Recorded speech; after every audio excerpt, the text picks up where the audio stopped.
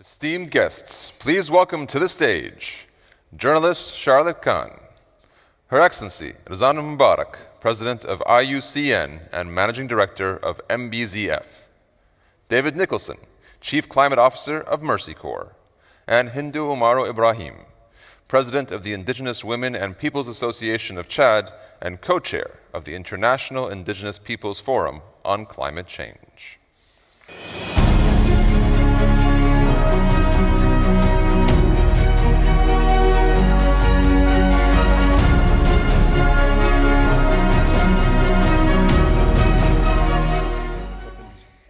Good morning, ladies and gentlemen. Thank you very much for joining us. I'm delighted to be moderating this conversation on ways to build a resilient future together with a stellar panel this morning. So let me introduce you to our very distinguished speakers to start with.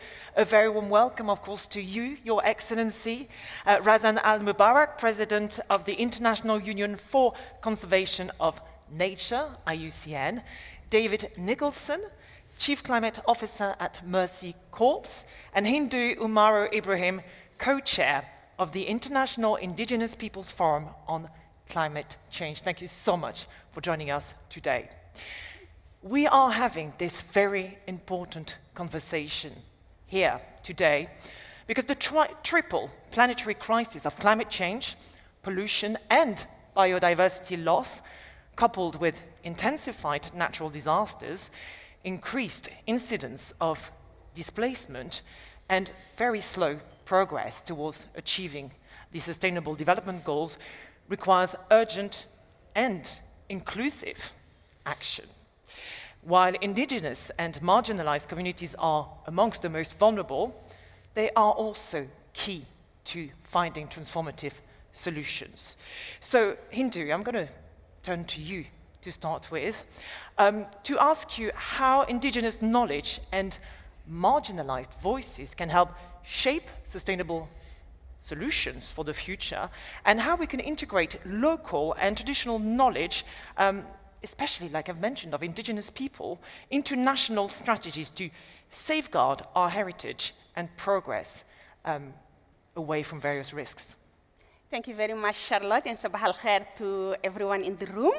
It's really a great pleasure and honor to be with my sister Razan here in this panel, and of course with you, Charlotte and David. So firstly, as an indigenous woman, I wanted to remind the audience that indigenous people represent 5% of the world's population. That means like less than 500 million. But indigenous peoples alone around the world, we protect more than 80% of the world's biodiversity, because we are living in all the various ecosystems. We live across all the deserts, savannas, glaciers, forests, from tropicals or from the primary forests that really the non-contacted indigenous peoples are living there. So we are the guardian of the world's ecosystem. But of course, with the climate change impact, the loss of biodiversity, advance of desertification, all the environmental crises, we are the first victim of this impact. But we refuse yet to be only the victim. We are the solutions. And that's what you ask about it. Because we do have the best technology ever. The technology that do not need a power, do not fail when there is no battery. The technology of the nature. This is our grandfathers and grandmothers that have the original knowledge that help us to sustain our life, that help us to be resilient to the drought, to the floods, to the hurricane, because they do have those knowledge passed from one generation to another one to help us restore the ecosystem. But the question is how we can value this knowledge, recognize this knowledge, and put it into the service to fight the climate impact. So to do so, we need, of course, the role of the government, the role of the policies, to be stronger that recognize the indigenous peoples and put those knowledge into the policies that they are designing. And we do have the opportunity every single year. But especially this year, 2025, is the year we are going to have the COP30. And the COP30 in Brazil is about the NDCs, how we can reduce the emissions. Each country have the opportunity to redesign the way that they want to limit their emission to keep the world on 1.5 degrees. So it is the opportunity to engage the indigenous people's knowledge on it. And we do have examples, because in Chad, I did work with the government, and you can see our national adaptation plan have a specific, non-mention, a paragraph on indigenous people's knowledge that can help to drive the adaptation measure. And with an example of, we can observe the cloud position, the bird migration, to make a predictions if it's going to be rainy to the floods or not enough to the drought. So this is what the government must to do.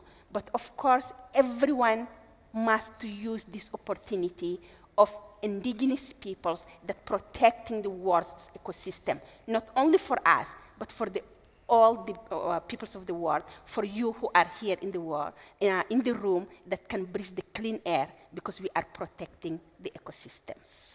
Hindou, thank you so much for starting this conversation with so much passion and on a very high note indeed, and for reminding us of the intelligence at play with nature and the existing infrastructure we can use to empower local communities.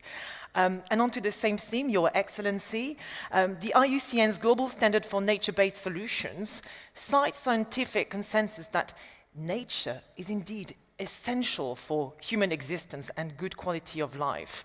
And in this statement, we can hear really the importance of socioeconomic growth, food security, climate action, and disaster risk reduction. So how can the knowledge of the communities we've talked about, indigenous, local communities, be expanded and mainstreamed and scaled up, I'm tempted to say? Thank you, Charlotte. Indeed, it can only be genuinely and authentically mainstreamed if it's not tokenized. And we cannot continue to tokenize because the numbers speak louder than words. They speak louder than any token. And I want to repeat really the numbers that my sister Hindou just mentioned. I mean, imagine this. Our incredible planet has an incredible community of individuals that represent only less than 5% of the world's population, yet they steward a quarter of the Earth's territories, terrestrial territories. I mean, think about that. And these territories contain almost 80% of the world's biodiversity, and as such, contribute to the air that we breathe, the food that we eat, pollination, food security, and yes, indeed, climate. We just, I mean, it feels like just, but actually this was in 2020, at COP28, we really made sure that we look at some of the challenges that we are facing, including climate change, in a much more holistic way. And we really raised the profile that actually nature is our biggest ally. And the stewards of nature are indigenous peoples. So how do we mainstream this? One, we need to give, as I said, genuine agency to indigenous peoples. Their voices need to be heard, recognized, and valued. With everything indigenous communities are doing, they only receive less than 1% of global climate and nature finance. And so as IUCN, what we're trying to do is mainstream this knowledge through global standards that businesses, governments will use moving forward. One significant global standard, as you said, are nature-based solutions, so nature-based solution standards. And we're working with indigenous communities worldwide to ensure that we integrate indigenous knowledge in these global standards. And one final thing that I'd like to say is, even though it's obvious to many of us in terms of the contribution that indigenous peoples have for both climate and nature, and really indeed culture as well, the number of languages spoken by indigenous peoples is just incredible. The arts in general. And one thing that I'm incredibly proud about is the Mohammed bin Zayed Species Conservation Fund has commissioned a global study led and implemented by a consortium of indigenous communities from the 7 sociocultural regions of the world to work on a business case for ensuring that indigenous peoples' knowledge, their agency, are part of global international forums. Thank you. Thank you very much, Your Excellency. You are referring to the richness, the wealth of indigenous people's culture. And you mentioned languages. Sadly, many languages are disappearing every day, just like biodiversity, and also need to be protected because with the language comes a very different vision of life, of course. David, I'm now going to ask you to offer a slightly different perspective on the topic, and it's the role of technology in all of this. Technology and data-driven solutions to enhance emergency responses to disaster risks. But also I'm going to ask you to really share practical examples of how innovations and technology can be harnessed and made accessible to build and sustain resilience, because we're having loads of conversations about AI, emerging tech, etc. And I think sometimes we forget that a lot of people in Africa in particular are still not connected to the grid. So there's a lot to do to level up in terms of technology in order to tap into its power. Yeah, absolutely. And first of all, it's a pleasure to be here and a pleasure to be with my distinguished panelists here. A lot of the work Mercy Corps does is focused on building resilience to the climate crisis and with communities, partnering with communities around the world that we should remember are the people that are least responsible for, even as they're most impacted by the climate crisis. And that's really central to our mission. Resilience means coping with, adapting to, and thriving in the face of the climate crisis. You know, we're not aiming for status quo here. We want people's lives to continue to improve. And technology has a huge role to play across the spectrum there. I'm going to focus in on one element of resilience building, that's anticipatory action. I'm sure it's a phrase that people hear very, very regularly. It's often worth reflecting on what we actually mean by that. You know, what we're saying is there's a need to change behavior, to respond to changing situations with some new behavior. We're anticipating something that's changing and doing something differently. And we need to be able to support communities to do that where possible. And technology is creating a huge opportunity to do that, right? We now have an incredible ability to, monitor trends, to engage in predictive modeling, and to get that information packaged in a way that people can change behavior. But you're absolutely right. It's easy to say that from a high level, but ensuring that information gets to the right people at the right time, in the right format, so that behavior, people can make decisions for themselves on how to change, is a fundamental part of our work. Bridging that gap between cloud technologies and the actionable information at the right time is absolutely vital. I'm going to give you a couple of quick examples. One of them is in Nepal. We have a flagship program called MRED that's been looking to build community resilience for a long time. Now, we work in Western Nepal. Talk about resilience, just being out in these high mountain communities and seeing communities thriving in what just strike me as, I'm from England, we don't even have a hill that officially counts as a mountain, right? And being out there with these huge ravines and just the incredibly rich culture is sort of the definition of resilience. But things are changing, right? These are communities that are used to monsoon seasons, but the monsoons have changed. We started working there in 2018. There's an area called Beta Baker. Our team arrived there in 2018 because the community were responding to a disaster, absolutely devastated by a generational flood. The monsoon didn't come, then all came at once. Houses washed away, whole communities devastated. So we started working with those communities to look at what does resilience look like? What do we need to do to respond to what will be a growing risk of these sorts of events? And being able to anticipate and respond to the threat of these devastating floods was just fundamental to the future of these communities. So we've been working with the vulnerable households, with smallholder farmers to figure out what are the nature-based solutions that can also combine with economic opportunity and that will allow for greater resilience going forward. And there's a lot of work being done to strengthen riverbanks, have stronger early warning systems into place, and then bring people into economic systems that are viable. And it's been, it's been an honor to see this program grow over the years. And we're now in the position where we have enough data that we ourselves and our local partners have collected that can be fed into AI modeling, along with a bunch of other data from a bunch of other landscapes, that now has remarkably accurate predictive capacity.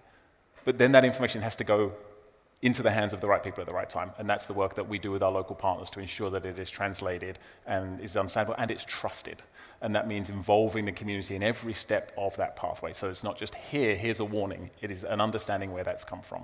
I'm going to quickly shift locations to a very different landscape in the Horn of Africa. Mercy Corps works quite extensively with pastoral communities, people that have been raising herds of animals for thousands of years across what is a very arid landscape. And again, very resilient base livelihoods. And again, things are changing quite drastically, so things need to evolve.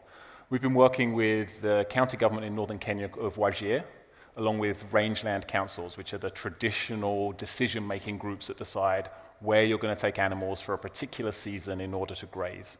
Now, we've devastating, really long-term dry spells over recent years have led to the places they used to go not having grass anymore. So lots of thousands and hundreds of thousands of animals dying, and then people changing locations and causing conflict as they try to battle over the remaining grasslands. So we've been able to work with the county government to use geospatial data to bring information down so that those rangeland councils can see where is their grass and make agreements between themselves for sharing that resource. Thank you very much. A brilliant use of technology to empower local communities indeed. Thank you very much. Now, Hindou, you are from a country, a region of the world that is prone to conflict, sadly, and resource scarcity, extreme weather. And despite this, communities like the Indigenous Women and People's Association of Chad have demonstrated great resilience. So tell us more and maybe share some stories of how grassroots impact can be mainstreamed and how can that success be replicated. And I know that a lot of your work also focuses on women's empowerment to do so. So tell us more. Right. So for those who do not know Chad, because many people ask me, is that in Asia? Even this morning in the CAP. So I'm like, no, it is in Africa. So Chad is number 4 bigger country in Africa. Of course, Africa have 54 countries, but we are number 4 bigger in size. But we have small populations, of course. So that means we are landlocked and we are the most vulnerable to the climate change. And one of the examples is just last year and some months ago. We have a flood that displaced 2 million of people, thousands of dead, hundreds of thousands of the animals that dead. People are homeless, 2 million of them. We are less than 20 million populations. So this is the climate change impact we are living every single day. But despite that, of course, we have less electricity, as what David said, around the world.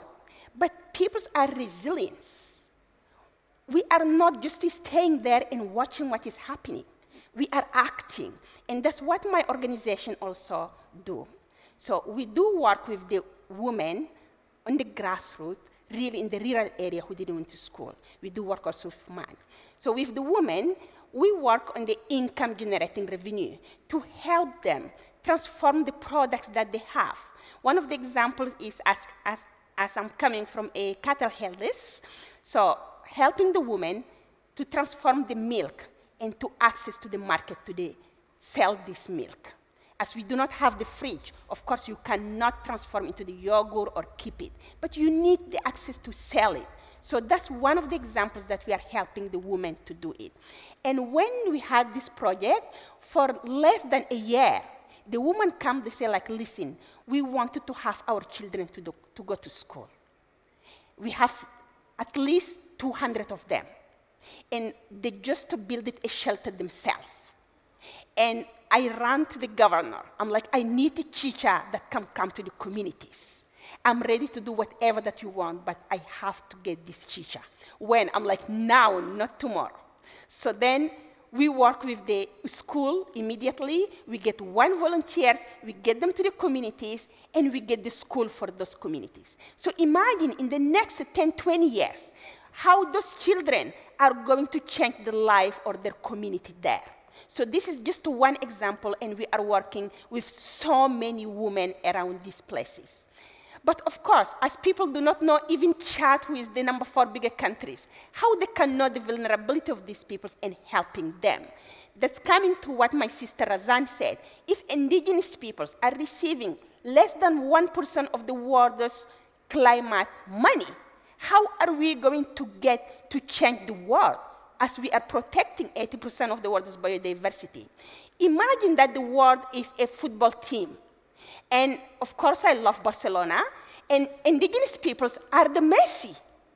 And you are paying your Messi less than 1%, and you are expecting him to just like put the goal in every match that you are playing. But Messi said, whatever that is happening, I'm putting the goal. So we are the Messi, we are the Ronaldo. We are all the best players of this game on environment. We are marking, but we wanted to have the payment to be in the level of the great work that we are doing. So please recognize that the best football team can have only the best person who can mark the goal, and we are the goalkeepers for this environment. Thank you very much. What a great metaphor. Thank you so much, Hindou. And of course, another key and very important attribute of Africa is its youth. Africa is the world's youngest continent, and that's generally an attribute of the global south, something to really tap into. And before turning to you, Razan, I had a question for David with regards to youth, because I know that Mercy Corp works with a lot of youth, and in fact, you've got this very clear objective to reach 12.5 million people, young people with climate-smart solutions, and 20 million people via high-impact climate startups. So I was just wondering if you could tell us more about how you intend to engage the youth around innovations. Yeah, absolutely. Thank you. You know, we talk about youth as sometimes it feels like we're talking about a small part of the population. You know, it's more than half of the people on the planet are considered young people. The definition of youth changes in place to place that we work. I am regularly assured by all of my colleagues that I don't meet that definition anywhere. But most of our team members do, right? Most of our colleagues do. So the people doing the work, the driving the solutions very often come from the younger generations. And there's really good reasons to invest in these. You know, not only are young people more vulnerable to many elements of the climate crisis, they're also the agents of change, right? We need innovation, and more often than not, these are coming from our younger friends and colleagues who have new ideas. And we, at Mercy Corps, we really want to harness that capacity as much as we can.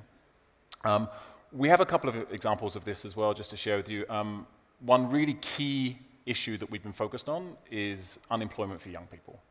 Now, it sounds on the face of it, it's not a climate issue, but we know that one of the key climate adaptation capacities is the diversification of livelihoods. We need a new generation of jobs for young people in ways that allow them to generate income in the face of climate risk.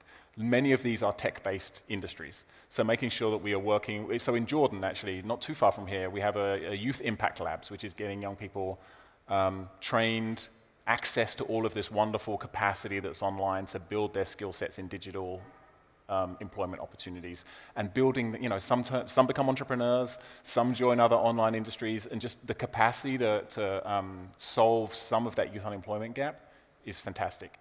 Then some of these young people, as they increase digital literacy, are the ones that drive the innovation to the climate crisis. We work with a group called the Green Generation Initiative in Sub-Saharan Africa, where they have young people from I think they now have all 54 countries. There's young leaders who are driving innovations to the climate crisis at the local level, and then taking what they're learning and making sure they're showing up at COP. Mercy Corps funds many of these to show up to COP, to raise their voices, to push the policymakers, who very often are not young people, to make sure that they're hearing those experiences and making sure those voices are being heard during these really important policy discussions. Thank you very much, David. Your Excellency, Razan, I wanted to finish this conversation with you and to follow up on the point you made, Hindou. It's how to unlock financing, because that's essential to empower the global south generally to develop those innovative solutions. So how do we scale up and how do we go about that? So first of all, I normally agree with everything that my sister Hindou says, except for Barcelona being the best football team. Being a Manchester City fan, I will say that we need to have a discussion perhaps after this. Someone agrees at the back. Good, but really the essence here is, and I love the analogy of this sort of star strikers, defenders, goalkeepers, and essentially really ensuring that there is an increased awareness on the contribution that Indigenous people do make to make all of our lives better. And this is why I again repeat the importance of the study that we've commissioned. And this would be launched at COP30 because it will present the number of goals, the numbers of saves, the number of strikes that Indigenous peoples and communities do on our behalf. And the hope is, through that, that would be one tool to ensure that finance flows to the star players of our world. The second thing, again, is at the moment, whether we are businesses, whether you're institutions, whether you're government, we all work based on standards, policies, and so it is incumbent on standard setters like IUCN to ensure that standards like nature-based solutions integrate Indigenous peoples to ensure that, again, finance goes to Indigenous communities. But at the same time, we also need to assess the scale of the problem.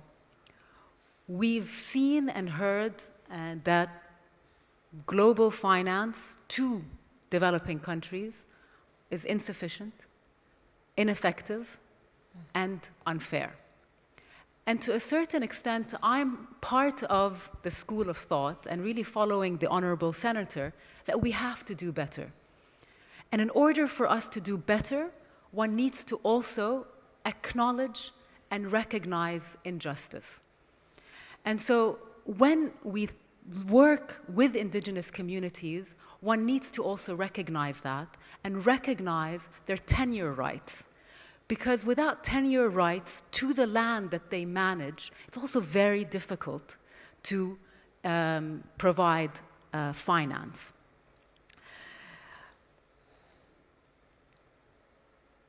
But there is great momentum.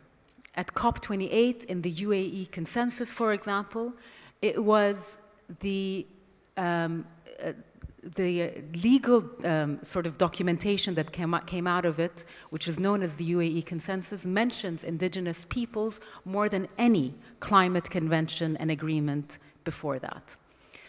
We know that at COP28, we were also able to leverage different type of finance. Governments around the world do not have the finance required for the needs that we need moving forward, given the mounting challenges that we have. So we need to have and think about more innovative financing. We need to make sure that we work with philanthropy, that we work with the private sector. So mixed financing is extremely important. But at the same time, financing nature, and let's be very honest, if you expect a return of investment next year, we're also kidding ourselves. We need to also recognize that there are some things that will not give you a return of investment from a financial perspective, but it will give you a return on investment in terms of lives saved, in terms of species saved, and really in terms of the integrity of the planet. And that, ladies and gentlemen, is very difficult to commodify. So really, just my kind of parting words on this topic is recognition, acknowledgement, and really and genuinely ensuring that Indigenous communities, Indigenous peoples are driving the solutions that we really need on the ground. Thank you very much. Thank you. Thank you so much, Your Excellency. To finish and conclude this conversation, I'd like to ask you all to maybe take a minute or less dedicated to a call to action and what the priority should be to move the needle. Starting with you, Hindou, please. Sure. Taken from you, I don't know why we are going that, but yeah, building the trust. And I think building the trust, Razan, you show it, you are one of the best that did that, because the study that you talk about it, you just trust indigenous peoples, you say like, okay, we have to build the data. So we need building the trust around indigenous peoples to get the consensus that we are the solutions, we are not only the victim. Secondly, we need to ensure the full and effective participation of indigenous peoples in the decision-making. I do not mean that to be a checking box, like when you have a panel, you say like, oh, let's have an indigenous person, like we are checking box with the female to be in the panel. I'm meaning that in all the decision-making for the company, in your board, take an indigenous person that help you, to guide you, to really change the things. And thirdly, we need the indigenous peoples to be the one who are driving the policies at the national level, at the local level, because we are driving action. If you are not in the policies, you cannot implement the right action. And finally, we need to ensure indigenous peoples get a right finance. To do not say, because those people didn't went to school, 5,000 will be good with them. No. If we protect 80% of the world's biodiversity, of course we can manage your billion and then millions. So just maybe we do not manage it by making an Excel sheet that you want, but we can manage it in our way. So trust us to manage this money to make your life a better place. Thank you so much. David. I'm going to pick up on the financing issue, and I know we've got a panel on philanthropy coming up next, so I just want a call for the vital role philanthropy has to play here. We've all been a part of these sorts of events where we hear about the trillions and trillions of dollars of investment that we need to solve this crisis, and we know that to be true. There's such a fundamental catalytic role that philanthropy needs to play in order to reduce the risk and ensure that we have the resources to do all of the long-term thinking, because it's not about profit maximization alone. We will not get there that way. So philanthropy has a vital, vital role to play, and we need philanthropy to take more risk. You know, still only about 2% of global philanthropy goes to the climate crisis, and too little of that is going to the global south. So we need much more of that to go to enable these sorts of models so that we have, so local partners have the resources to bring in local communities, indigenous people, and think about the true long-term for nature-based solutions. So key role, and we need more of it. Thank you very much. And finally, Your Excellency. So really advancing inclusion in all aspects of climate and biodiversity work, ensuring that every voice, indigenous peoples, women, youth, local leaders are not just heard, but are also valued. Because only by ensuring that we have diverse perspectives in decision-making, that we can create solutions that are more equitable, more impactful, and really more reflective of the communities that they serve. Thank you so much. What a great, impactful conversation to start the day. Fantastic. Many thanks to all our guests. Thank you so much.